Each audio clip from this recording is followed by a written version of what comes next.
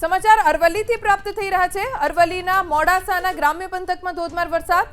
મોડાસાના સડોઈ ગામે ડુંગરના પાણી ગામમાં પહોંચ્યા। ડુંગરના પાણી પહોંચતા ગામમાં નદી વહેતી હોય તેવા દ્રશ્યો જોવા મળ્યા। વરસાદના પાણીથી અડધો અડધ વાહનો ડૂબી ગયા। દ્રશ્યો તમે જોઈ રહ્યા છો। મોડાસાના દ્રશ્યો છે જ્યાં સડોઈ ગામે ડુંગરના પાણી ગામમાં પ્રવેશ્યા અને જાણે તેજ નદીનો કોઈ પ્રવાહ વહેતો હોય ગામના રસ્તા ઉપરથી એવી રીતે વરસાદના પાણી ગામની વચ્ચોવચ્ચથી પસાર થઈ રહ્યા છે। પરિણામે આવ્યું કે જે નીચાણવાળા વિસ્તાર છે રસ્તા છે ત્યાં વાહનો અડધો અડધ ડૂબી ગયા।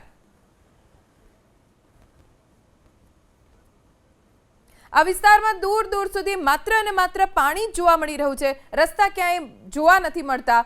હજી પણ વરસાદ વધશે તેવું હવામાન વિભાગનું અનુમાન છે।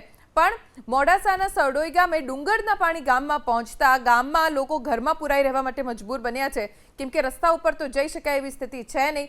રસ્તા ઉપર નદીની માફક પાણી વહેતા જોવા મળી રહ્યા છે।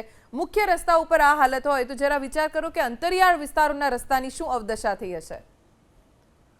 અરવલ્લીના માલપુર પંથકમાં પણ ધોધમાર વરસાદ છે જેના કારણે બસ સ્ટેશન સામે દુકાનોમાં પાણી ભરાઈ ગયા। 2 ઇંચ વરસાદ વરસ્યો જેમાં દુકાનોમાં પાણી ભરાઈ ગયા। દુકાનમાં પાણી ભરાઈ જતા સ્થાનિક વેપારીઓને ખૂબ હાલાકી થઈ।